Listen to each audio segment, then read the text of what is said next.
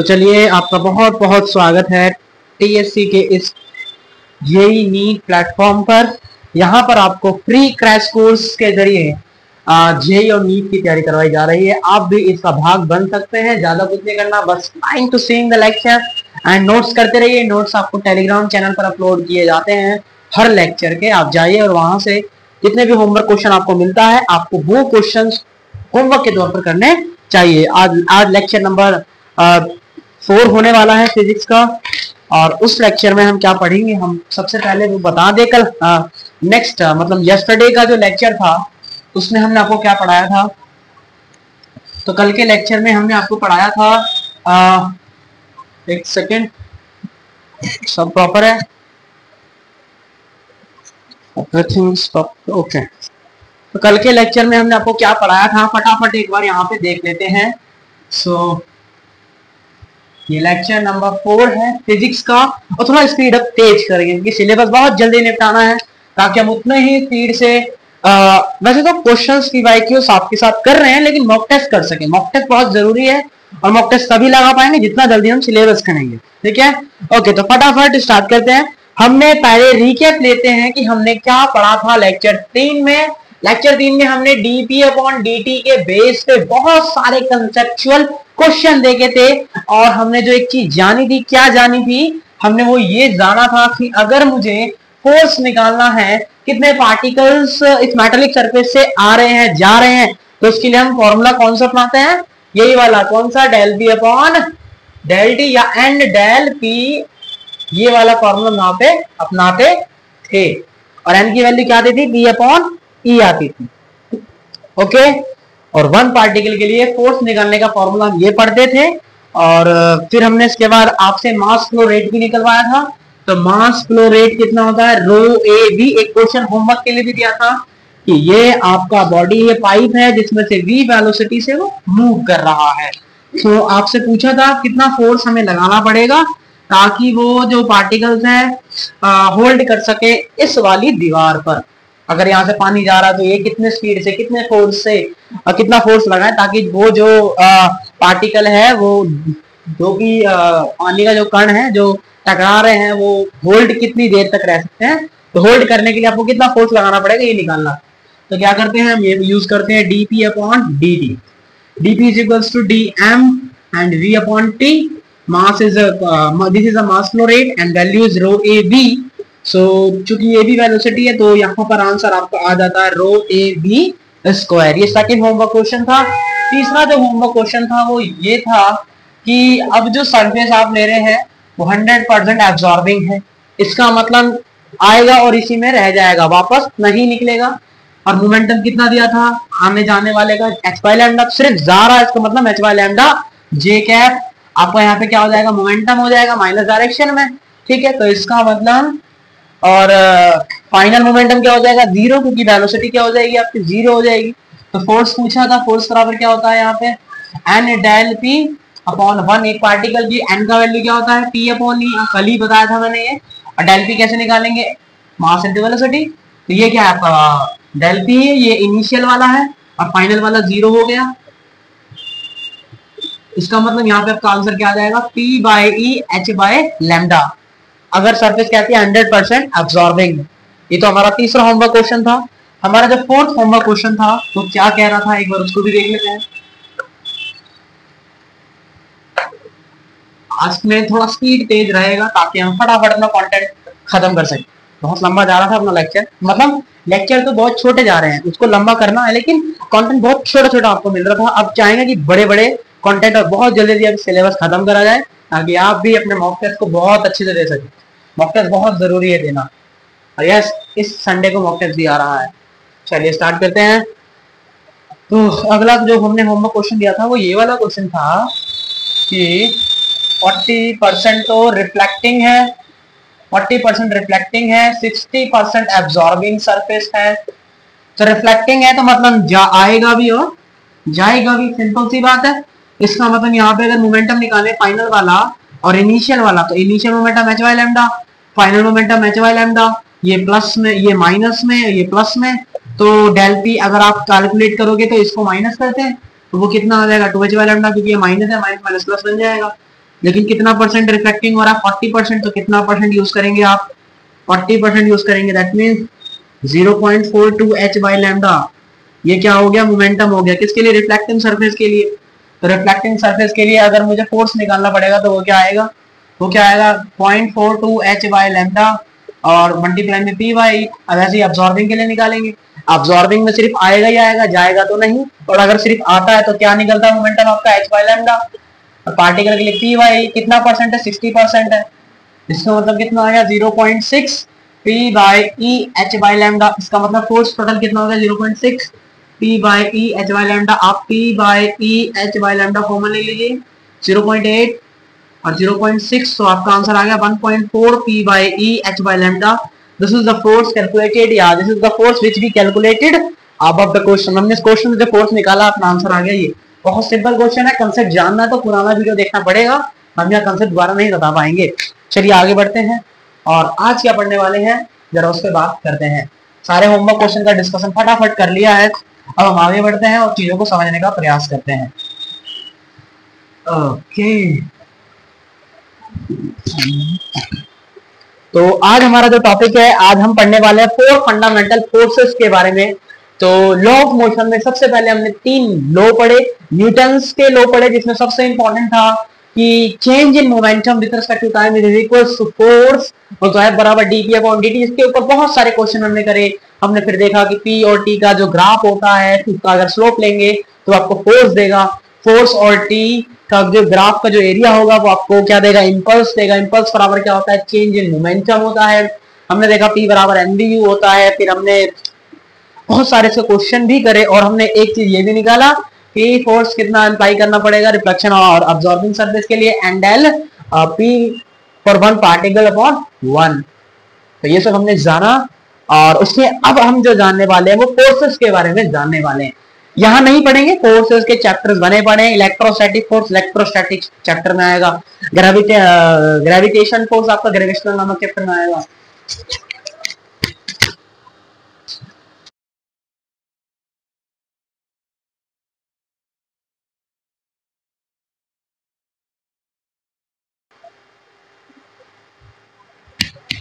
चलिए, तो अपना फोर्सेस के बारे में हम जान रहे थे।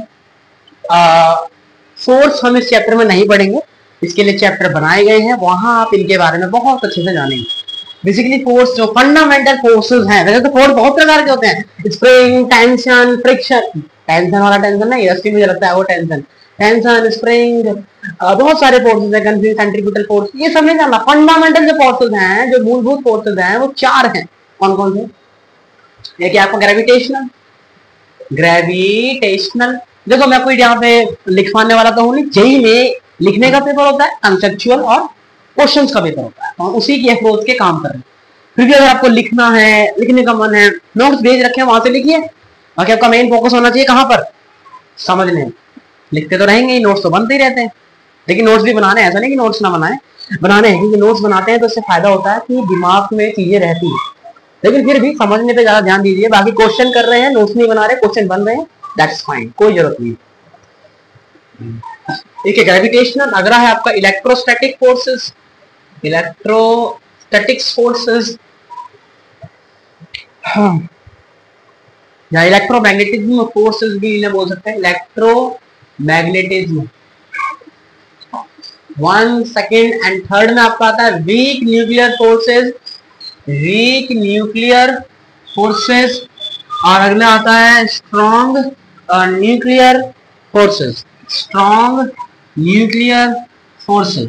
देखो यार, ये बीच में जो डिस्टेंस है, ऐसे पार्टिकल के बीच का गैप बहुत कम है, ये उन्हीं के लिए ही लगते हैं। मतलब न्यूक्लियस के अंदर जो फोर्सेस लगते हैं उनको बोलते हैं वीक न्यूक्लियर फोर्स और स्ट्रॉन्ग न्यूक्लियर फोर्स। जो न्यूक्लियस के अंदर लगते हैं ऐसे फोर्सेस को बोलते हैं वीक न्यूक्लियर फोर्सेस और स्ट्रॉन्ग।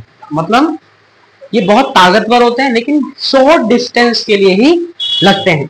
लेकिन जो ग्रेविटेशनल फोर्सेस हो गए और अपना इलेक्ट्रोमैग्नेटिज्म फोर्सेस हो गया, ये आउटसाइड न्यूक्लियस लगते हैं, मतलब दूर डिस्टेंस के लिए भी लगाए जा सकते हैं।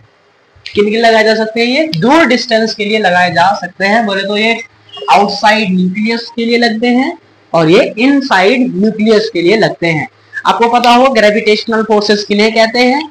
ग्रेविटेशनल फोर्स वे होता है जो ग्रेविटी किसी वस्तु पे जो फोर्स लगाती है उस फोर्स को हम ग्रेविटेशनल फोर्सेस कहते हैं। मान लीजिए ये एक पत्थर है, इस पत्थर पे ग्रेविटी एक फोर्स लगाएगी जो कि हमेशा डाउनवर्ड टू अर्थ होगा।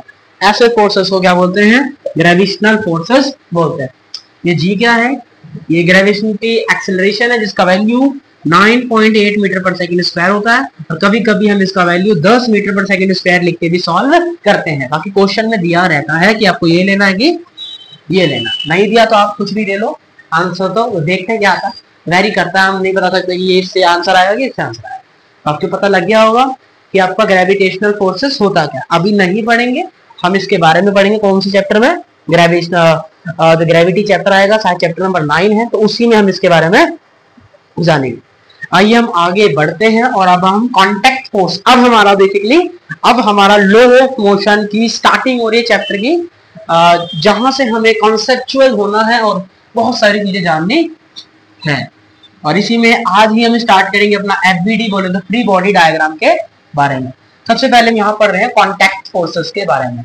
कॉन्टैक्ट फोर्सेस क्या होता है? जब कोई दो चीज आपस में कॉन्टैक्ट में आती है तो वहां पर एक फोर्सेस हमें देखने को मिलता है। कोई भी दो चीज, चाहे वो मेरा हाथ हो, चाहे डेस्क पे रखा टैबलेट हो, कुछ भी हो, कोई भी दो चीज जब कॉन्टैक्ट में आएगी, चाहे धरती ही समझ, उसके ऊपर मैं खड़ा हूं तो कॉन्टैक्ट में आ रहा हूं, तो जब भी हम कॉन्टैक्ट में आते हैं एक दूसरे के, तब वो हमेशा एक फोर्सेस लगाता है और उस फोर्सेस को हम क्या बोलते हैं?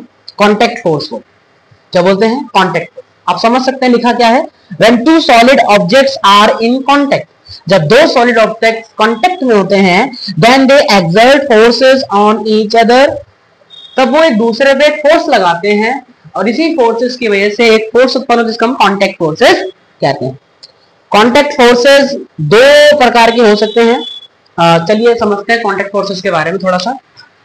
ओके, देखिए ये हमारी धरती हो गई और यहाँ पर हमने एक ब्लॉक रखा है जिसका मास m है। अभी दोनों एक दूसरे से किसमें है? कॉन्टैक्टेड है। किसमें है? कॉन्टैक्ट। तो कॉन्टैक्ट में आने की वजह से ये वाली जो सरफेस है ये इस पे एक फोर्सेस लगाएगी। क्या लगाएगी? इस पे एक फोर्सेस लगाएगी जिसको हम क्या बोलते हैं? Contact force. और वो कॉन्टैक्ट फोर्स किसके नाम से जाना जाता है? नॉर्मल फोर्सेस के नाम से जाना जाता है। और mg तो नीचे लग रहा है ही होगा। अब हमेशा नहीं कह सकते कि mg के जो अपोज करता है वो नॉर्मल होता है, ये गलत, ऐसा हमेशा नहीं होता। mg का जो अपोज करेगा वो कौन करेगा? mg ही करेगा, ऐसा नहीं होता। mg का अपोज कौन करता है? mg ही करता है, ठीक है। तो mg हमेशा नॉर्मल के बराबर होगा ऐसा हम नहीं कह सकते, किस चीज पे वेरी करता है। ये जब कांटेक्ट में आया तो सरफेस ने इस पे फोर्स लगाया जिसको हमने क्या कहा? Normal forces. जिसको हमने क्या कहा? नॉर्मल फोर्सेस कहा। और अगर मैं मान लेता हूँ सरफेस रफ है, सरफेस कैसी है? देखो स्मूथ होता तो मैं इसकी बात नहीं करता, लेकिन सरफेस अगर रफ है तो सरफेस रफ होने की वजह से इसमें एक फोर्स और लगता है जिसको हम क्या बोलते हैं? फ्रिक्शन फोर्स, जो कि हम चैप्टर के एंड में पढ़ेंगे। क्या होता है ये हमारा? फ्रिक्शन फोर्स होता है। What is it? This is our friction force. तो फ्रिक्शन फोर्सेस भी कांटेक्ट फोर्स ही है जो कि मूवमेंट को रोकता है। जनरली हम ऐसा कह सकते हैं। तो इसका मतलब जो आपके कांटेक्ट फोर्सेस होते हैं उसके दो कंपोनेंट होते हैं। अगर इसका कंपोनेंट करूं तो कितने होते हैं? दो कंपोनेंट कर दिया। अगर इसका हमने कंपोनेंट करा है तो हमने आपको बताया है जैसे ये कोई वेक्टर है जो किसी थीटा एंगल पे इंक्लाइंड है। अगर इसका कंपोनेंट करते हैं तो एक वेक्टर इधर डायरेक्शन में जाएगा, तो वाई डायरेक्शन में, और एक आएगा -x डायरेक्शन में। इसका मतलब ये कांटेक्ट फोर्सेस के कंपोनेंट्स हैं। इसका मतलब यहाँ पर कोई एक वेक्टर रहा होगा जिसका कंपोनेंट किया तो आपको यहाँ पर नॉर्मल फोर्सेस और फ्रिक्शन फोर्सेस दिखाई दिया। इसका मतलब कि जिसका हमने कंपोनेंट किया है वो और कोई नहीं, वो आपका कांटेक्ट फोर्सेस है। क्या है वो? आपका कांटेक्ट फोर्सेस है। माना ये कांटेक्ट फोर्सेस R है, तो ये जो R रिजल्टेंट वेक्टर है इसका जब आप कंपोनेंट करते हो तो आपको दो फोर्सेस दिखाई देते हैं। एक होता है फ्रिक्शन फोर्सेस और एक होता है नॉर्मल फोर्स। तो कांटेक्ट फोर्सेस क्या है, जब कोई सोर्स सरफेस किसी के कांटेक्ट में आती है तो एक फोर्स लगाती है जिसको नॉर्मल फोर्स भी बोलते हैं, फ्रिक्शन फोर्स। बेसिकली ये कांटेक्ट फोर्स का क्या है, कंपोनेंट है। क्या है, कंपोनेंट। अगर बात करें नॉर्मल फोर्सेस की तो ये क्या होता है, ये परपेंडिकुलर टू सरफेस होता है। नॉर्मल फोर्सेस क्या होता है, ऑलवेज। नॉर्मल क्या होता है, ऑलवेज लिख लो, ऑलवेज। ऐसे ही mg को भी हम ऑलवेज कह सकते हैं, always downward toward and perpendicular, है ना, ऑलवेज रहेगा, ये परपेंडिकुलर रहेगा। लेकिन उसी तरीके से जो नॉर्मल होता है वो भी हमेशा परपेंडिकुलर लगता है, मतलब ये परपेंडिकुलर कंपोनेंट है कांटेक्ट फोर्स का। क्या है ये, this is the perpendicular component of contact force, contact, this is what, this is the perpendicular component of contact forces. उसी तरीके से अगर मैं बात करता हूँ फ्रिक्शन की, मैं बात करता हूँ किसकी, फ्रिक्शन की, तो आप देख सकते हो कांटेक्ट फोर्सेस का पैरेलल कंपोनेंट है। ये क्या है, या सरफेस का पैरेलल है, ये किसके नॉर्मल है, सरफेस के, ऑलवेज परपेंडिकुलर टू सरफेस के, always perpendicular to surface and always parallel to surface.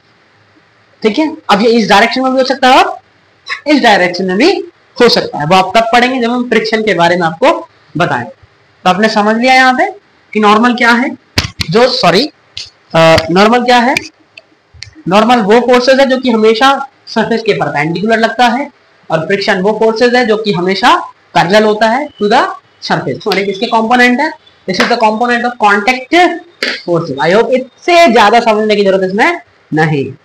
ठीक है, बाकी अगर आपको इसका रिजल्टेंट निकालना हो तो रिजल्टेंट कैसे निकालते हैं, वेक्टर में सीखा है, इस कंपोनेंट का स्क्वायर प्लस इस कंपोनेंट का स्क्वायर एंड इसका अंडर रूट, आपको क्या मिल जाएगा, रिजल्टेंट ऑफ कांटेक्ट फोर्सेस। और बाकी this is your J cap, this is your I cap, minus I cap. समझ गए होंगे आप, ओके। अब हम आपसे क्या करवाते हैं, क्वेश्चन पूछते हैं। मान लीजिए ये छोटा सा क्वेश्चन पूछा है, स्मूथ सरफेस है, कोई फ्रिक्शन नहीं लग रहा, यहाँ mg है और यहाँ नॉर्मल है, तो आप मुझे बताइए कौन सा ऑप्शन इसमें से करेक्ट होगा।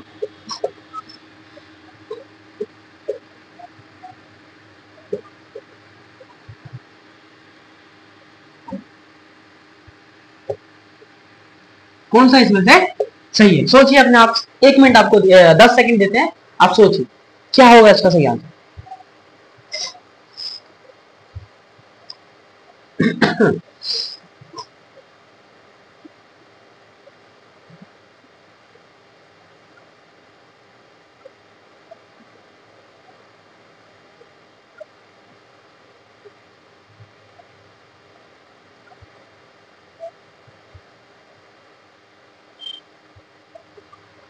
तो देखिए कौन सा ऑप्शन करेक्ट है, तो option number B is correct. क्यों, दोनों वेक्टर क्वांटिटी है, दोनों का डायरेक्शन अलग है, तो आपको डायरेक्शन यहाँ पे शो करना पड़ेगा।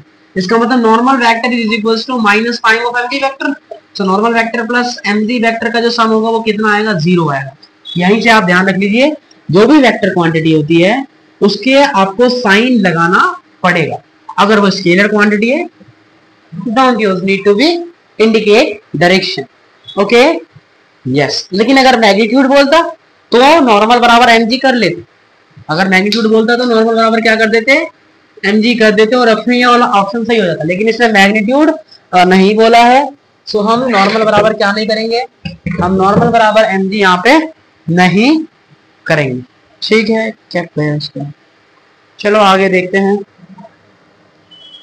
सो नॉर्मल फोर्सेस आपने पढ़ लिया, ऑलवेज परपेंडिकुलर टू सरफेस होता है, ये हमेशा ये परपेंडिकुलर टू क्या होता है, सरफेस होता है। चलिए, तो और ये पुशिंग फोर्स है, पुश कर रहा है ना, ये वस्तु को ऊपर उठाने की कोशिश कर रहा है, कैसा फोर्स है, पुश फोर्स। अब जैसे अलग अलग वैरायटी हो गई, इसी को मिटा देते चलो। नॉर्मल फोर्सेस कैसे कैसे आपको निकालने हैं, कैसे करने हैं, आप समझिए एक बार पहले। जैसे मैंने पहले, चलो इजी से ही बात करते हैं। अगर ऐसे है तो इसका नॉर्मल ऐसे जाएगा, अगर इंक्लाइन प्लेन पर है तो भी नॉर्मल क्या जाएगा, परपेंडिकुलर जाएगा। परपेंडिकुलर बोले तो ऐसे डायरेक्शन में जाएगा, ये क्या आपका परपेंडिकुलर डायरेक्शन। अगर ग्लोब है तो भी क्या जाएगा, परपेंडिकुलर। अगर ऐसे जा रहा है तो भी कैसे लगेगा भैया, परपेंडिकुलर लगेगा। कैसे लगेगा, परपेंडिकुलर लगेगा, जिसके बाद में हम क्या कर लेंगे, कंपोनेंट यहाँ पे कर लेंगे। चलिए अब जैसे ये एक है, इसका नॉर्मल निकालते हैं। अभी हम समझ रहे हैं कि एफबीडी बनाएंगे कैसे, तो उसी के पार्ट्स हैं ये। अगर आप नॉर्मली समझ पाएंगे तो फिर आगे एफबीडी कैसे बनेगा, इसलिए यहाँ पर आपको ऐसे करवाया जा रहा है। तो ये हमारे पास चीजें हैं, एक रोड है लंबी सी, इसका आपको क्या बनाना है, एफबीडी, मतलब इस पे आपको इंडिकेट करना है नॉर्मल फोर्स। उसका नॉर्मल फोर्स ऐसे जाएगा, इसका नॉर्मल फोर्स ये लेटी हुई है पूरी रोड, ये पूरी रोड क्या है, लेटी हुई है। इसका नॉर्मल फोर्स कहाँ जाएगा, परपेंडिकुलर टू सरफेस होता है, इसका मतलब सीधा आपको नजर आता हुआ यहाँ पे नजर आएगा। तो ये हो गया इसका नॉर्मल फोर्स है। तो आपने आई होप यहाँ समझ लिया हो कि नॉर्मल फोर्स बनाना क्या है, हमेशा परपेंडिकुलर टू सरफेस करना। इतने सारे एग्जांपल यहाँ पे देख लिए, नोट्स में भी सब आपको मिल जाएगा, तो वहां से भी हम इसकी प्रैक्टिस कर सकते हैं। चलिए आगे बढ़ते हैं। अब हम यहाँ पे समझते हैं टेंशन फोर्सेस के बारे में, इसके बारे में, टेंशन फोर्सेस के बारे में। तो टेंशन फोर्सेस होता है, ये हमेशा रस्सी में ही आपको रस्सी में ही या रोप में ही हमेशा ये फोर्स लगेगा। फोर्स इन स्ट्रिंग या force in rope, this is your tension force, जो कि हमेशा स्ट्रिंग के अलोंग रखता है और ये पुलिंग नेचर का होता है, खींचने वाला फोर्स होता है। ऑलवेज अवे फ्रॉम द वस्तु, अवे वस्तु से हमेशा दूर ये जो है लगता है। Tension always act along string and away from object of FBD, जो ऑब्जेक्ट होगा उससे दूर लगेगा आपका ये टेंशन हो। जैसे ये आपका रस्सी है, ये ऑब्जेक्ट है, तो इसका टेंशन कहाँ जाएगा, इधर जाएगा। तो वही बोला है कि रस्सी के पास जाएगा और ऑब्जेक्ट से अवे होगा। तो ये अपना क्या होता है, टेंशन फोर्सेस यहाँ पे देखने को मिलता है। बाकी टेंशन फोर्स जब पढ़ेंगे और अच्छे से यहाँ पे समझने वाले हैं। मान लीजिए अगर आपके पास दो वस्तु आ गई तो उसका कैसे बनाओगे, इस वाले पॉइंट को सी बोला, इसको ए बोला, इसको बी बोला, इसको सी। तो टेंशन एट सी पॉइंट कैसे दिखाएंगे, टेंशन एट सी, और यहाँ वाली पे टेंशन एट सी। ऐसे यहाँ पे टेंशन एट बी, और यहाँ सॉरी तो मैंने उल्टा डायरेक्शन कर दिया ना।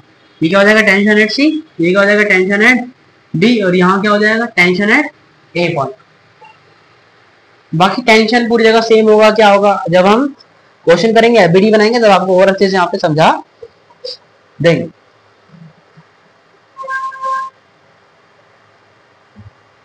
तो चलिए अब स्टार्टिंग होती है एफबीडी। इन सब में ज्यादा समय बर्बाद करना तो जरूरी है नहीं, फिर भी चलो एक और एग्जांपल लेके थोड़ा और अच्छे समझ लेते हैं। ये एक नॉर्मल हो गया, इसका टेंशन आपको दिखाना है, तो चलो अलग अलग कर लिया। ये रस्सी हो गई और ये ब्लॉक हो गया, तो ब्लॉक भी तो एक वो लगाता है ना नॉर्मल फोर्स, तो इसका अपोज करने के लिए फोर्स लगेगा, यस, और वो फोर्स इस डायरेक्शन में होगा। तो इसको हमने टेंशन एट ए बोला, इसको भी हमने टेंशन एट ए बोला, तो बाकी नेट क्या हो जाएगा, कैंसिल आउट हो जाएगा। तो ये अपने क्या है, टेंशन फोर्स, क्योंकि हमेशा अवे लगते हैं ऑब्जेक्ट से, away always from the object. Okay, ये हमारी रस्सी तो नीचे लगाएगी, लेकिन ये ऑब्जेक्ट ऊपर की तरफ लगाए। रस्सी के बाकी किनारों पे ऐसे, लेकिन ऑब्जेक्ट से हमेशा कहाँ, ऐसे। ठीक है, बाकी इतना मत घुसो, नॉर्मल है। बाकी जब क्वेश्चन करेंगे तब आपको वहां से पता लग जाएगा। एफबीडी की बात करते हैं। एफबीडी क्या होता है, कुछ नहीं होता। इस ऑब्जेक्ट पे जितने भी फोर्स लग रहे हैं, मान लो इस पे नॉर्मल भी लग रहा है, इसमें एमजी लग रहा है, इस पे फ्रिक्शन लग रहा है, तो मैंने सारे फोर्सेस यहाँ पे आपको दिखा दिए। तो यही आपका क्या होता है, एफबीडी होता है। मतलब कहने का मतलब क्या है, आपको किसी भी ऑब्जेक्ट के सारे फोर्सेस, किसी भी ऑब्जेक्ट के सारे फोर्सेस दिखाना ही क्या कहलाता है आपका, एफबीडी बोले तो फ्री बॉडी डायग्राम यहाँ पे कहलाता है। क्या कहलाता है आपका, फ्री बॉडी डायग्राम। तो अब आपको क्वेश्चन करवाते हैं। सिंगल तो हमने बना लिया, तीन अगर ब्लॉक हो जाए तो उनका एफबीडी हम कैसे बनाएंगे। याद रखना, एमजी सिर्फ जो उसका मास हो वो उसी का ही एमजी लगता है, और किसी का एमजी नहीं लगता। हम सबसे पहले मास जो ब्लॉक M1 है उसका एफबीडी, चलो पहले M3 का एफबीडी बनाते हैं। चलो M1 का ही बना लेते हैं। तो इसमें M1 G लगेगा, और ये एक नॉर्मल फोर्सेस भी लगेगा, जिसको हम N1 नाम दे देते हैं।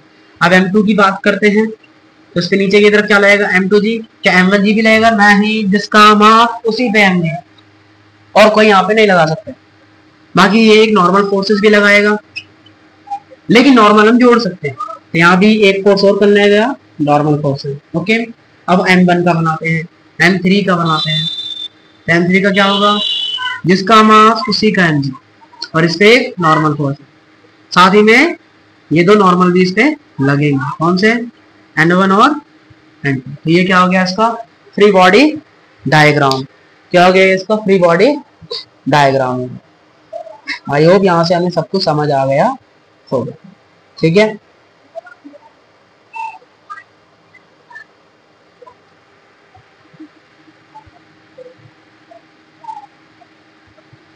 ओके, तो आपने समझ लिया।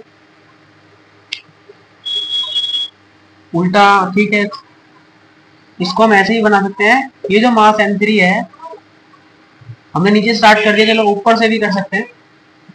तो इस वाले का सबसे पहले बनाया, तो इस पे नॉर्मल इधर लग रहा होगा और इसका Mg इधर जा रहा होगा। अब M2 वाले के बनाते हैं, तो इसका नॉर्मल इधर लग रहा होगा, और ये वाली सरफेस एक नॉर्मल लगाएगी। ये वाली सरफेस इस वाली सरफेस का अपोज करने के लिए, ये हमने गलत बना दिया, ये हो गया गलत। कहाँ से बनाएंगे, ऊपर वाले से हम हमेशा स्टार्ट करेंगे ताकि गलती की संभावना ना हो। हम इसे कहाँ से बनाएंगे, ऊपर से बनाएंगे। हमने सबसे पहले M3 लिया, तो यहाँ पे क्या लगेगा, एक नॉर्मल लगेगा, सबसे ऊपर लगेगा नॉर्मल, और M3G यहाँ पे लग गया। बस अब M2 की बात करते हैं। ठीक है, क्योंकि नॉर्मल ऊपर लगा है, तो एक नॉर्मल नीचे की तरफ भी हमें दिखाई देगा, जो कि अपोजिंग करता है मोशन का। तो एक N2 यहाँ पे नीचे लगेगा, N1 यहाँ पे क्या लगेगा, नीचे लगेगा, और ये N2 फोर्स लगाएगा, और नीचे क्या होगा तुम्हारा M2G। और तीसरे वाले पे क्या होगा, नीचे लगेगा M1G, और इस पे एक लगेगा कौन सा जी, नॉर्मल फोर्स। इस पे क्या लगेगा तुम्हारा, नॉर्मल फोर्सेस। और ये वाली सरफेस इस पे क्या लगाएगी, फोर्स लगाएगी, इसका अपोज करने के लिए। इसने क्या नाम दिया, N2 नाम दिया। ये क्या हो गया आपका FBD। समझ नहीं आया, फिर से देखो, आपको बस दिखाने हैं कितने फोर्स लग रहे हैं। इसमें सिर्फ N1 लग रहा था और M3G लग रहा था। इसमें क्या है, N1 भी लग रहा है और N2 भी लग रहा है और M2G भी लग रहा है। और तीसरे वाली पे इसका N2 लग रहा है नीचे की साइड में, इसका M3 ऊपर साइड में लग रहा है, और यहाँ M1G लग रहा है। तो यही हमारा क्या है, फ्री बॉडी डायग्राम। तो तब हम अच्छे से समझ पाएंगे जब हम क्वेश्चन करेंगे। याद रखिएगा, NLM से रोटेशन तक फ्री बॉडी डायग्राम बहुत इंपॉर्टेंट है, हर चैप्टर में काम आएगा और आपको समझना ही पड़ेगा। फ्री बॉडी डायग्राम आपने समझ लिया, बनाना कैसे है, जो नॉर्मल लग रहा है, जो Mg लग रहा है, आपको समझना है और उसके अकॉर्डिंग सारे फोर्सेस आपको वहां पे दिखाने हैं। जब हम क्वेश्चन करेंगे तब आपको और अच्छे से क्लैरिटी यहाँ पे मिल जाएगा। बाकी यहाँ पर अभी आपने समझ लिया होगा। ये M3 था, इसके नॉर्मल ऊपर लग रहा था, इसका Mg यहाँ लग रहा था। इसका पोज करने के लिए नॉर्मल नीचे लगेगा, जो कि सरफेस पे लगेगा, और इसका नॉर्मल तो ऊपर लग ही रहा है, और इसका मास है M2। इसी तरीके से ये वाला सरफेस नॉर्मल नीचे की तरफ लगाएगा अपोजिंग करने के लिए, और ये वाला अपर साइड में लगाएगा M3, और नीचे लगेगा आपका M1G। बोला ना कि जो भी फोर्सेस होते हैं वो always exist in a pair, वही कहानी यहाँ पर है। कॉन्टेक्ट फोर्सेस हो गया ना, ये दोनों किस में है, कॉन्टेक्ट में तो नॉर्मल लगाएगा, ये भी किस में है, कॉन्टेक्ट में, तो भी क्या लगाएंगे, नॉर्मल लगाएंगे। तो वही से नॉर्मल कहाँ पे लिखा दिया, ये दोनों कॉन्टेक्ट में तो कौन सा नॉर्मल लगेगा, N1, ये दोनों कॉन्टेक्ट में तो कौन सा नॉर्मल लगेगा, N2, और तीन यहाँ N3 लग ही रहा था। ठीक है, तो ये कॉन्टेक्ट फोर्सेस हो गया आपके N1 N2 जो एक्स्ट्रा लग रहे हैं इस पे, ये कॉन्टेक्ट फोर्सेस है। ठीक है, समझ आ गया। ओके, अब हम इक्विलिब्रियम के बारे में पढ़ते हैं। What is equilibrium, sir science chemistry में तो पढ़ा ही था, यहाँ क्या आ गया। इक्विलिब्रियम कहने का मतलब क्या है, सारे फोर्सेस आपने कैंसिल आउट कर दिए, अब वस्तु रेस्ट में है, कहीं नहीं चल रही, जहां है उसी पोजीशन में है, उसमें हाँ। इसका मतलब यहाँ जो फोर्स लग रहा है, यहाँ जो फोर्स लग रहा है, इधर जो फोर्स लग रहा है, इधर जो फोर्स लग रहा है, जिधर भी डायरेक्शन में फोर्स लग रहा है, वो सबका जो नेट मैग्नीट्यूड है, सबका जो सम है उन सभी वेक्टर का, वो कितना आ रहा है, 0 आ रहा है। दैट मींस वस्तु किसमें है, इक्विलिब्रियम में। जैसे ये रहा, इसमें मैंने एक फोर्स इस डायरेक्शन में लगाया, एक इस डायरेक्शन में लगाया, और एक इस डायरेक्शन। ओके, तो कंपोनेंट कर लिए, एक इधर जाएगा, एक इधर आएगा, यहाँ कोस थीटा, यहाँ साइन थीटा, सेम एक इधर, एक इधर। एक और ये तो नॉर्मल है। तो इन सभी वेक्टर को जब हम ऐड करते हैं F1 F2 F3 के जितने भी कंपोनेंट हुए सभी वेक्टर्स को जब ऐड किया जाता है तब जो नेट फोर्स मिलता है, क्या मिलता है, जो नेट फोर्स मिलता है उस ऑब्जेक्ट में क्या मिलता है, 0। दैट मींस आपकी वस्तु इक्विलिब्रियम में, मतलब अब मूव नहीं करेगी। जैसे मेरे हाथ हो गया, ये मूव नहीं कर रहा है, इसका मतलब इस पर जो टोटल फोर्स लग रहे हैं, जो भी नेट फोर्स लग रहे हैं उसका मैग्नीट्यूड क्या आ रहा है, 0 आ रहा है, जिसकी वजह से आगे मूव नहीं कर पा रहा है। इसीलिए कोई हम इक्विलिब्रियम का कंडीशन बोलते हैं। और जब इक्विलिब्रियम कंडीशन होगा तभी हम वस्तु को या उसके जो फोर्सेस हो रहे हैं उनके कंपोनेंट के बराबर कर सकते हैं, वरना हम नहीं कर पाएंगे। ओके, अब हम F बराबर ma अप्लाई करना सीखते हैं। क्या सीख रहे हैं हम? F बराबर ma अप्लाई करना सीखते हैं।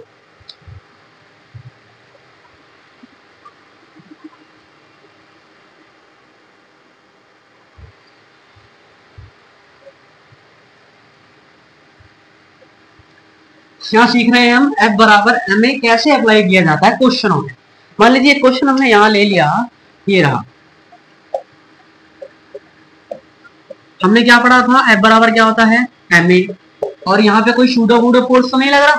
इसका मतलब हम क्या लगा सकते हैं, F बराबर ma लगा सकते हैं। कि मैं ग्राउंड के फ्रेम की बातें कर रहा हूँ, मैंने आपको पहले ही लेक्चर में बता दिया था, लोग निर्देशन पढ़ रहे थे, ठीक है। तो यहाँ पर हम F बराबर ma लगा सकते हैं बिंदास। ग्राउंड फ्रेम में जब भी बात करते हैं F बराबर ma लगा सकते हैं, यहाँ पर लगा सकते हैं, कोई दिक्कत नहीं। तो कैसे लगाएंगे F बराबर ma? नहीं, तो मान लीजिए क्वेश्चन ने दे रखा है जो नेट एक्सीलरेशन है वो इस डायरेक्शन में, किस डायरेक्शन में है, इस डायरेक्शन में। इसका मतलब कौन से फोर्सेस का मैग्नीट्यूड ज्यादा होगा जी, इन फोर्सेस का मैग्नीट्यूड क्या होगा, ज्यादा होगा। इसका मतलब क्या लिख सकते हैं, F2 plus F3, F2 plus F3, और यहाँ पे लिख सकते हैं माइनस में F1 और विच इज इक्वल्स टू M1। सही आंसर है, आप बता दीजिए। लाइट ऑफ, क्या ये सही आंसर है? वेक्टर भी लगा दिए। चलिए चलिए, आपको ऑप्शन दिए, आप ऑप्शन से समझिएगा, क्या ये भी आंसर हो सकता है?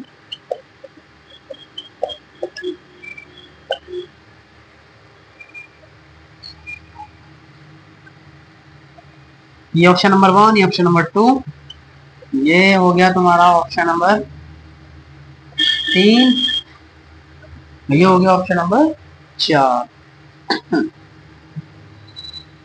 F1 minus F2 minus F3, ठीक है। अगर उसने एक्सीलरेशन का डायरेक्शन मेंशन कर दिया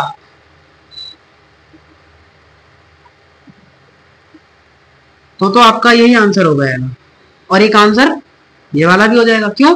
अगर आपने वेक्टर लगा दिया है तो आपको डायरेक्शन दिखाने की जरूरत नहीं पड़ती, लेकिन अगर वेक्टर नहीं लगाया तो आपको डायरेक्शन दिखाने की जरूरत पड़ती है। इसलिए मैंने, क्योंकि ये इधर डायरेक्शन में थे, मैंने इस डायरेक्शन में क्या लिया था, पॉजिटिव, तो इसलिए ये सब पॉजिटिव हो गई, ये नेगेटिव हो गया, तो ये वाला भी करेक्ट माना जाएगा। चूंकि यहाँ वेक्टर लगा दिया तो डायरेक्शन का जरूरत नहीं पड़ेगा, तो इसका मतलब ये भी क्या हो जाएगा, सही हो जाएगा। लेकिन F1 plus F2 plus F3 नहीं हो सकता। लेकिन मान लीजिए अगर ये डायरेक्शन पॉजिटिव हो जाए और ये डायरेक्शन नेगेटिव हो जाए तो क्या इक्वेशन बनेगा कि F1 आगे वाला फोर्स माइनस के ये दोनों फोर्सेस, ये डायरेक्शन अलग है। मैंने क्या बोला, आपको क्या करना है, खाली सारे फोर्सेस को जोड़ देना है और उसको बराबर कर देना है ma के। बराबर कर दिया इसका मास और इसका एक्सीलरेशन, तो ये वाला ऑप्शन भी हमारा क्या हो जाएगा, सही हो जाएगा। इसलिए ऑप्शन 1 भी सही, ऑप्शन 2 भी सही और ऑप्शन 3 भी सही। आपको समझ आ गया होगा, वेक्टर में डायरेक्शन का जरूरत नहीं पड़ेगा, लेकिन अगर ये वेक्टर नहीं लगाए हैं तो आपको डायरेक्शन दिखाना पड़ेगा, क्योंकि फोर्स क्या है आपकी, एक वेक्टर क्वांटिटी। अब तो पता लग ही गया होगा फोर्स क्या है, वेक्टर क्वांटिटी है। एक और क्वेश्चन आपसे करवाते हैं।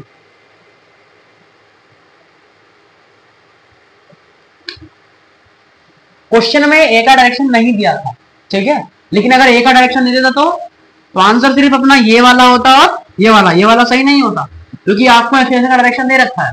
इसका मतलब ये वाले फोर्स पॉजिटिव और ये वाले फोर्स नेगेटिव, मतलब F2 plus F3 minus F1 बराबर M1 है। लेकिन अगर डायरेक्शन क्या देता, ये वाली देता, तो आंसर क्या होता? आंसर होता F1 minus F2 minus F3 बराबर M1A। और ये मैग्नीट्यूड वेक्टर वाला तो है नहीं, और ये भी हमारा क्या होता आंसर हो जाता, लेकिन ये आंसर नहीं होगा। लेकिन चूंकि उसने हमें ए का डायरेक्शन नहीं दिया था, तो डायरेक्शन कोई सी भी हो सकती है, एक्सीलरेशन इधर भी हो सकता है, एक्सीलरेशन इधर भी हो सकता है, तो इसलिए 1 भी सही है, 2 भी सही है और 4 भी सही। लेकिन अगर मान लेते डायरेक्शन इधर होता तो आप क्या करते? मैंने आपको बता दिया। बाकी ये क्या है, होमवर्क नंबर 1, सोच के आना। बाकी मैंने तो बता ही दिया, सोच के आना, दिमाग लगा लेना। अभी तो इससे पहले बताया, उसका आंसर आपको लिख देना है, ठीक है। चलिए अब हम, अगर किसी थीटा एंगल पर कोई फोर्स लग रहा है तो उसका एफबीडी कैसे बनाएंगे, ये भी बहुत इंपॉर्टेंट है, आपको समझना चाहिए।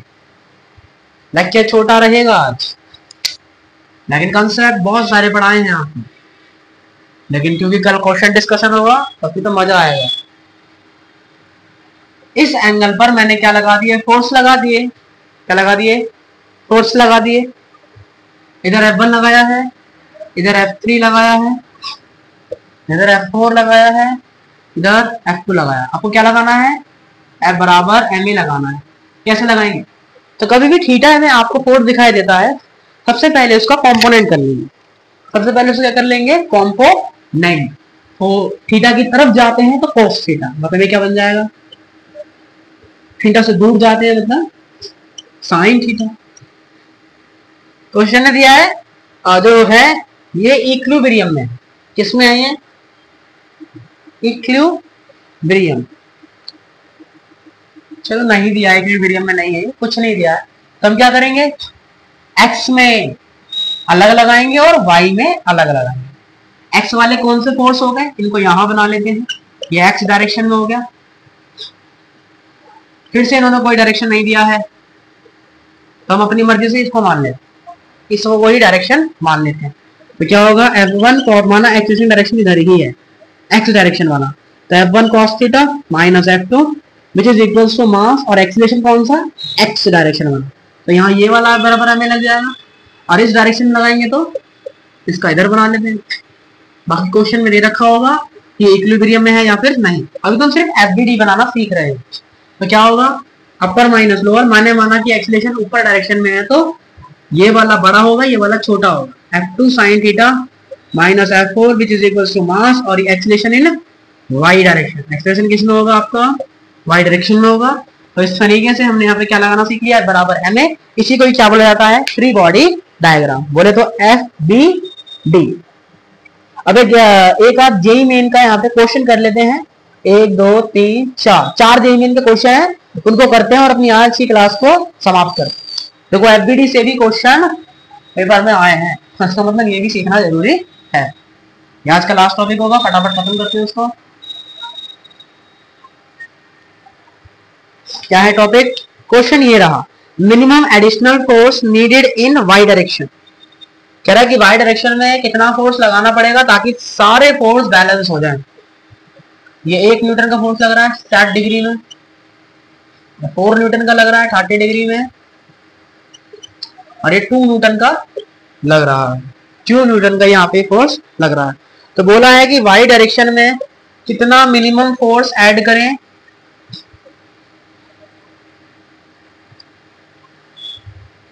ताकि इक्विलिब्रियम में आ जाए, सारे फोर्स एक दूसरे के क्या होते हैं? बराबर हो। ठीक है, कौन सा? सिर्फ वाई डायरेक्शन में फोर्स क्या होता है? बराबर हो। वाई बोला है कि एक्स बोला है? एक्स बोला है। किस में बोला है? एक्स में। तो पहले तो आप देखो, यहाँ 2 न्यूटन है या 4 न्यूटन है, दोनों का डायरेक्शन सेम है। इसका मतलब इनको हम क्या कर सकते हैं? कैंसल आउट कर सकते हैं, क्योंकि दोनों सेम डायरेक्शन में हो गया। इधर कितना 4, इधर कितना 2, डायरेक्शन सेम, मतलब दोनों का एंगल सेम है, डायरेक्शन अलग है। तो नेट किधर आएगा? जिधर मैग्नीट्यूड ज्यादा होगा। ज्यादा किधर है? इधर, मतलब नेट मैग्नीट्यूड किधर आएगा? इधर। और नेट मैग्नीट्यूड क्या होता है?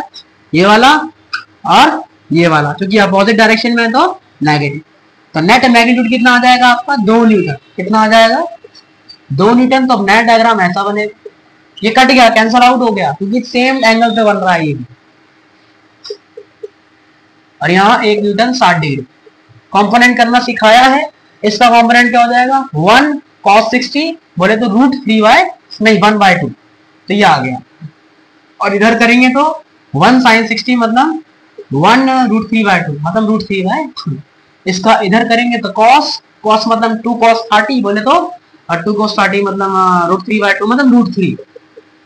और इसका इधर करेंगे तो 2 cos 30 कितना होता है आपका, 2 cos 30 होता है √3/2, ये √3 हो गया, नहीं यहाँ साइन होगा ना, तो 1/2, 1/2 मतलब यहाँ कितना आ गया, 1 आ गया। इधर कितना है हाफ, इधर कितना है 1, तो इस डायरेक्शन में कितना और ऐड करना पड़ेगा ताकि 1 बन जाए, इसका मतलब हाफ और ऐड कर देंगे तो आंसर क्या हो जाएगा 1। और अगर इधर 1 आ गया तो दोनों एक दूसरे क्या हो जाएंगे, कैंसल आउट हो जाएंगे, मतलब कंडीशन कौन सा बन जाएगा, इक्विलिब्रियम का। इसका मतलब हमें एक्स डायरेक्शन में कितना फोर्स लगाना पड़ेगा, हाफ न्यूटन का। इससे क्या होगा, एक्स डायरेक्शन में जितने भी फोर्स होंगे वो कैंसल आउट हो जाएंगे। कैंसल आउट कब होते हैं, जब इधर वाला फोर्स इधर वाला फोर्स का जो मैग्नीट्यूड है वो दोनों सेम आ, लेकिन डायरेक्शन अपोजिट होना चाहिए। ठीक है, आगे समझ। ओके, एक क्वेश्चन ये रहा,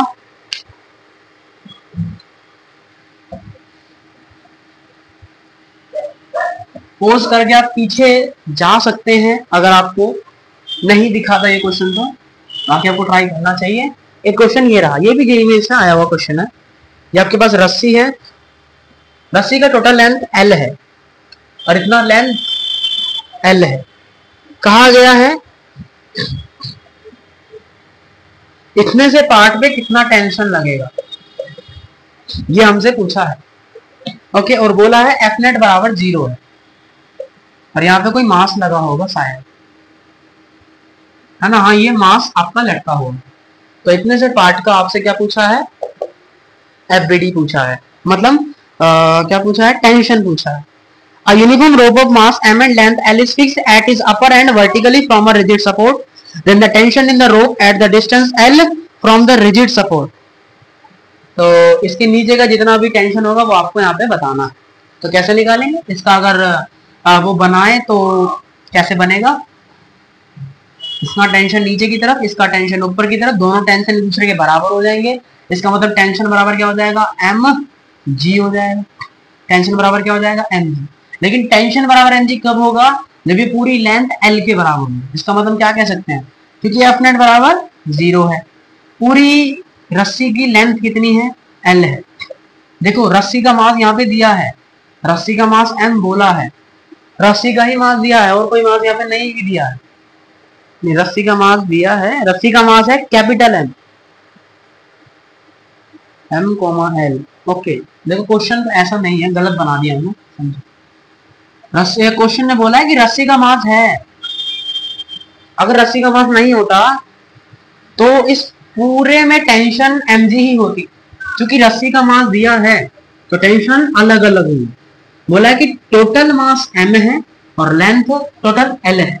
इसका मतलब टोटल मास m है तो पूरी रस्सी पे, L लेंथ की रस्सी पे कितना टेंशन लगेगा, इसका मास कितना है नीचे की तरफ mg, टेंशन अवे, दो ही फोर्सेस है मतलब दोनों को बराबर कर सकते हैं। क्वेश्चन में क्या बोला है, F नेट बराबर 0, तो टेंशन बराबर क्या हो गया mg, इसका जो मास है। इसका मतलब L लेंथ की रॉड पर mg टेंशन लग रहा।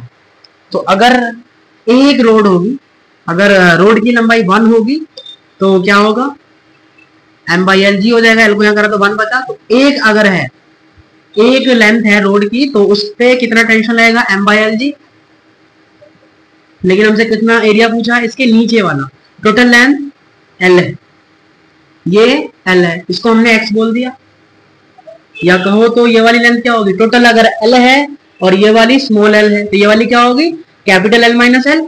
क्या लिख सकते हैं यहाँ पे ना, capital L minus L road में कितना टेंशन लगेगा, हम क्या करेंगे, एक का आ गया तो बाकी से क्या कर सकते हैं, मल्टीप्लाई कर सकते हैं, L minus L by m/L mg। तो ये क्या आ जाएगा, अपना टेंशन आ जाएगा नीचे वाले एरिया में। तो ऑप्शन क्या आ गया, option number B, mg L minus L g। ये समझ आया कैसे करा। अरे देखो यार 10 रुपए में 5 टॉफी आती है, तो 1 रुपए में कितनी टॉफी आएगी, 5/10 टॉफी। तो वही L लेंथ में mg आता है तो एक लेंथ में कितना आएगा, डिवाइड करते हैं m/lg आ जाएगा। तो मेरे पास अगर 2 रुपए हो गए तो कितनी टॉफी आएगी? 2 से मल्टीप्लाई करते हैं, कितनी टॉफी आएगी? 1 टॉफी। मैंने क्या करा, गुना करा। इसी तरीके से L माइनस एल रोड में कितना mg आएगा, तो L माइनस एल से क्या करते हैं, मल्टीप्लाई करते हैं। तो L माइनस एल मल्टीप्लाई में m बाई LG, ये अपना क्या हो जाएगा, यहाँ पे आंसर हो जाएगा। और हमसे यही पूछा था tension in lower part, tension in lower part. लेकिन याद रखना, अगर रस्सी का मास मासलेस है और यहाँ पे कोई मास लटकाया है, तो पूरे में जो टेंशन आएगा वो सेम ही आएगा। क्या आएगा? सेम ही आएगा। ये आपको समझ आ गया होगा। एक और क्वेश्चन करते हैं, उसके बाद क्लास एंड करेंगे। समझ आ गया होगा शायद। ये रहा क्वेश्चन। एक बॉल है 6 किलो की है, जो इक्विलिब्रियम में है, इक्विलिब्रियम में है, मतलब एफ नेट 0 होगा, एफ नेट 0 होगा। जो फोर्स है वो 80 न्यूटन लग रहा है इस डायरेक्शन में। आपसे बोला थीटा निकालिए और टेंशन पता करेंगे। तो क्या करेंगे, सबसे पहले आपको एफबीडी बनाना है। तो टेंशन इस डायरेक्शन में लगेगा और फोर्स तो लग ही रहा है, फोर्स इस डायरेक्शन में लग रहा है, तो इसका एफबीडी बनाते हैं। टेंशन के कंपोनेंट करने पड़ेंगे, तभी इन दोनों को बराबर कर सकेंगे। और इस पे क्या लग रहा होगा नीचे, mg, क्या लग रहा होगा, mg। अब मुझे थीटा बताना, टेंशन बताना। टेंशन के लिए कंपोनेंट करने पड़ेंगे, और टेंशन के कंपोनेंट करने के लिए मुझे थीटा पता करना पड़ेगा। तो मैंने यहाँ से क्या करा, एक वर्टिकल लाइन खींचा, खींचा मैंने यहाँ से एक वर्टिकल लाइन। आपको पता होगा कि 2 पैरेलल लाइन एक दूसरे को काटती है, तो ये वाले एंगल किसके बराबर होते हैं, ये वाला एंगल इस एंगल क्या होता है, बराबर होता है। इसका मतलब अगर ये थीटा है तो ये वाला एंगल भी क्या होगा, थीटा होगा। अब इसको यहां बनाने, क्या कहा, ये एंगल क्या है, थीटा है, ये फोर्स F है, यहां लग रहा है mg, यहाँ टेंशन है, कंपोनेंट कर लेंगे। ये क्या हो जाएगा, t cos थीटा, और ये क्या हो जाएगा, t sin थीटा। आपसे टेंशन पूछा है, किसी भी एक के बराबर कर दोगे टेंशन आ जाएगा। मतलब t sin थीटा बराबर क्या आ गया, F आ गया। और यहाँ से क्या आ गया, t cos थीटा बराबर mg। दोनों को भाग करेंगे टेंशन से, टेंशन कट जाएगा। sin थीटा अपन cos थीटा क्या होता है, tan थीटा, tan थीटा बराबर आएगा फोर्स अपॉन में mg। फोर्स कितना दिया है, 80 न्यूटन, मास कितना है 6 किलोग्राम, और जी का वैल्यू कितना रखेंगे, 10 रखेंगे। तो यहाँ से फोर्स का वैल्यू क्या आ गया, थीटा, tan थीटा कितना आ गया, 8/6, मतलब 2 जगह 2 दिया 6, 4/3 आ गया आपका tan थीटा। tan थीटा कितना आ गया, 4/3 आ गया। tan थीटा अगर 4/3 होता है, तो मैंने आपको पढ़ाया ये 5 3 4 53 और ये 37, 53 के सामने वाला लंब, मतलब थीटा कितना है 53 डिग्री। थीटा कितना है 53, क्या समझ आया, देखो थीटा के सामने लंब होता है, मतलब 4/3 हो गया, और tan थीटा बराबर 4/3 है, इसका मतलब tan थीटा बराबर कितना है, 53 डिग्री है। तो यहाँ से थीटा बराबर कितना आ गया, 53 डिग्री। तो थीटा का वैल्यू पता लग गया आपको। अब आपसे टेंशन पूछा है, और t sin थीटा बराबर क्या है, f है, f का वैल्यू कितना है, 80 है। sin थीटा से क्या कर देंगे, भाग कर देंगे, और sin थीटा कितना है 53 डिग्री। sin 53 का वैल्यू लंब बट्टे कर्ण, मतलब 4/5, 4 एकम 4, 4 4 दूनी 8। तो टेंशन कितनी लग रही है, 100 न्यूटन, और थीटा कितना आ गया 53 डिग्री। आइए यहाँ समझ आ गया हो, समझ नहीं आया तो क्या करेंगे, बैक करिए और रिपीट कर लीजिए वीडियो को दोबारा। ओके, ये क्वेश्चन होमवर्क के लिए, ये क्वेश्चन मैं नहीं करूंगा, पहले से डिस्कस करेंगे। आज आपको केवल 2 क्वेश्चन होमवर्क में दिए हैं, और मैंने फटाफट कराया। ये रिकॉर्डेड वीडियो है, पहला रिकॉर्डेड है, बाकी तो हम गपशप करते थे, लेकिन ये रिकॉर्डेड है, प्रॉपर रिकॉर्डेड है। सिर्फ पढ़ाई करी आज में, और कोई बकवास नहीं किया है। ओके, तो ये क्वेश्चन होमवर्क करके आना पड़ेगा अगर कुछ सीखना है तो। ये होमवर्क क्वेश्चन, क्या ये होमवर्क क्वेश्चन है। सबसे पहले आपको एफबीडी बनाना पड़ेगा, और तब जाके चीजें हमें यहाँ पे करनी पड़ेगी। क्या करना है आपको, बॉल का मास कितना है 10 किलो, और ये इक्विलिब्रियम में है। किसमें है ये, इक्विलिब्रियम में। आपको क्या निकालना है, नॉर्मल फोर्स निकालना है। क्या निकालना है, ये जो लगाएगा N1 और ये जो लगाएगा N2, इन दोनों का वैल्यू आपको फाइंड करना है। ये आपका होमवर्क नंबर 2 है। कल हम इसको डिस्कस करेंगे। आज का लेक्चर आपका समाप्त हुआ, थोड़ा स्पीड में था। अगर स्पीड ज्यादा तेज हो तो आप स्पीड में जाइए और इसे कम कर लीजिए। आज का लेक्चर आई होप आपको समझ आया होगा। और एक चीज हमेशा याद रखना, कर्म करिए और फल की इच्छा मत रखिए। एक ना एक दिन जरूर आपको सफलता मिलेगी, मुझे भी मिलेगी और आपको भी मिलेगी। Just like, subscribe and thank you for watching. धन्यवाद।